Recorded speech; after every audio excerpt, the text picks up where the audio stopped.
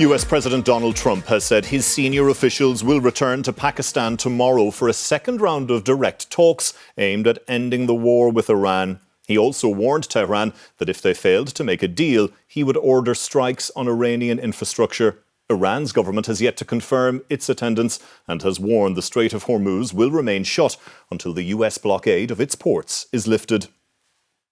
Pakistan has been ramping up security in Islamabad in expectation of a likely second round of direct talks between the US and Iran on Monday. The US president confirmed a return to the negotiating table on his Truth Social network, but also issued fresh threats to Tehran, warning if they don't make a deal, there will be no more Mr. Nice Guy, and that the US is going to knock out every single power plant and every single bridge in Iran.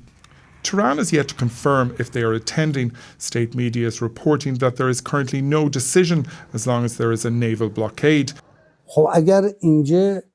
But speaking earlier, Parliament Speaker and Chief Negotiator Mohammed Bagher Ghalibaf said there remains a prevailing atmosphere of distrust and that they want a commitment for commitment deal.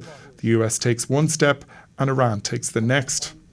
Shipping in the Strait of Hormuz has again ground to a halt following Iran's reversal of the reopening of the choke point. At least 2 vessels were forced to turn back after being fired upon by Iranian gunboats. The US delegation is to be once again headed by Vice President J.D. Vance, along with Mr. Trump's special envoy Steve Witkoff and his son-in-law Jared Kushner. The US president earlier caused confusion when he told US media that Mr. Vance would not be going. The negotiating red lines remain clear: Tehran's nuclear program and sanctions relief. But Iran's president says they did not initiate the war and that Washington is trying to deny Iran's rights as a sovereign state. The fragile truce between the US and Iran is due to end on Wednesday. Turkey's foreign minister says a long extension is needed as the negotiation agenda for both sides is so comprehensive that it will take time for them to resolve. David Landy, RTE News. The Israeli army has published a map of a buffer zone within southern Lebanon, which it is keeping under its control. Israeli Defense Minister Israel Katz has said that its military has been instructed to use full force in Lebanon to protect soldiers from any threat, despite the current ceasefire. An Israeli soldier was killed in southern Lebanon, the second killed since Friday. The steady stream of displaced Lebanese hoping to return home, or at least to assess what may remain, continues on the third day of a fragile 10-day truce between Israel and Iran-backed militant group Hezbollah in Lebanon. Here was the bedroom and that was the bathroom.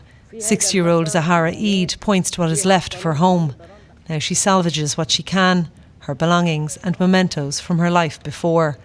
But not everyone displaced by the conflict will be able to return home. The Israeli military has published a map of a buffer zone where it's maintaining positions up to 10 kilometres inside southern Lebanon.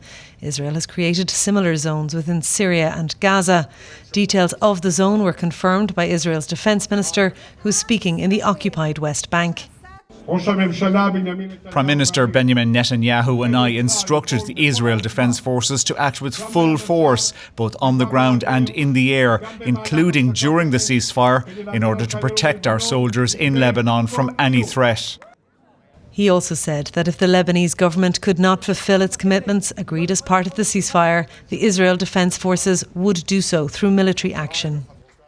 Keeping this buffer zone has come at a cost to the Israeli army, with confirmation that an Israeli soldier died in combat in southern Lebanon, the second killed in the area since Friday.